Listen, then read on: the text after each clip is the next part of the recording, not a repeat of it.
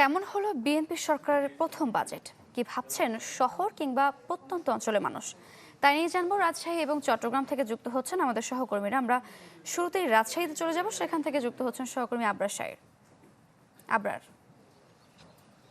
কি বুঝলেন ভাই? অনলি যেটাই চাই।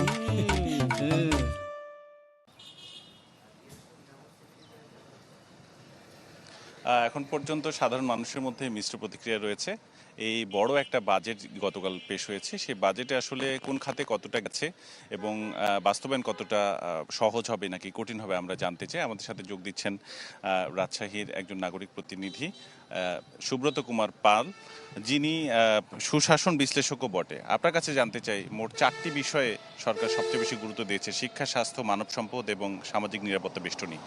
সব মিলিয়ে বাজেটটাকে আপনি কেমন দেখছেন এবং এর বাস্তবায়ন কতটা সম্ভব, নাকি আসলে ঘাটতি বাজেটই থেকে যাবে? দেখেন, আমি যদি সামগ্রিকভাবে বাজেটটি বিশ্লেষণ করার সময় আসলে স্বল্প সময় হয় না, কিন্তু আমার কাছে যেটি মনে হয় যে বিগত দিনের চেয়ে এই বর্তমান বাজেটটি অনেক বেশি প্রাসঙ্গিক এবং পরিষ্কার, সুস্পষ্ট। কিন্তু আমাদের কথাটা সুস্পষ্টতার জায়গায় না, আমাদের বিষয়টি হলো যে এটির বাস্তবায়ন।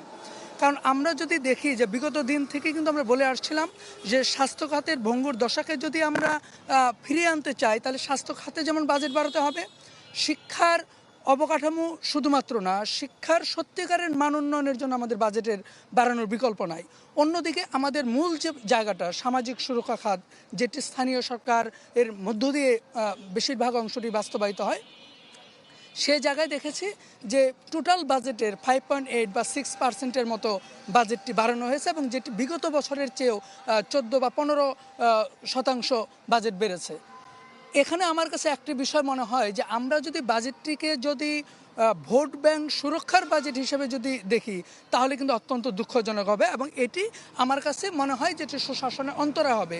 সেটি না দেখে আমরা বিভিন্ন ধরনের কার্ডের বিষয়গুলো এখানে নিয়ে আসছি। এটি ঠিক আছে, কিন্তু এই কার্ডটি আসলে কারা পাচ্ছে, এই জায়গায় যদি স্বচ্ছতার জায়গা যদি আমরা নিশ্চিত করতে না পারি, এই জায়গায় যদি জবাবদিহিতার জায়গাটা যদি নিশ্চিত করতে না পারি, তাহলে কিন্তু সাধারণ মানুষের মধ্যে বিগত দিনে যেমন শুধুমাত্র ভোট ব্যাংক সুরক্ষার জন্য কিছু কাজ করা হয়েছিল, এখনও যদি এটি হতে থাকে, তাহলে এই যে আমাদের যে বৈষম্য মুক্ত বাংলার কথা বলছি, বাংলাদেশের কথা বলছি, এটিও কিন্তু এই বর্তমান বাজেটের উপর কিন্তু এক বড় আঘাত আসবে বলে আমি মনে করি।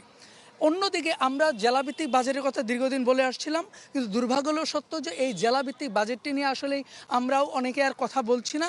এটি নিয়ে আমাদের কথা বলা দরকার, এবং সরকারের তরফ থেকেও আমাদের যে সামনে যে বাজেটটি পাশ হবে তার আগেও কিন্তু এগুলো নিয়ে বিবেচনা করার সুযোগ কিন্তু রয়েছে, এবং যে জায়গাগুলোতে বিশেষ করে প্রান্তিক যে জেলা, যারা অধিকতর একটু দরিদ্র জেলা, তাদেরকেও কিন্তু এগিয়ে নিয়ে যাওয়ার জন্য জেলা বাজেটটি খুবই গুরুত্বপূর্ণ।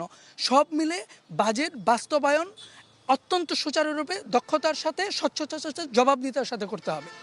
অনেক ধন্যবাদ বলছিলেন সুশাসন বিশ্লেষক এবং নাগরিক সমাজের প্রতিনিধি সুব্রত কুমার পাল। তিনি যেমনটা বলছেন যে বাজেট বাস্তবায়ন আসলে দেখতে চায়, এবং 30 তারিখের মধ্যেই এই বাস্তবায়নের জন্য যা যা করণীয় সরকার যাতে সবকিছু করে। ধন্যবাদ আপনাকে।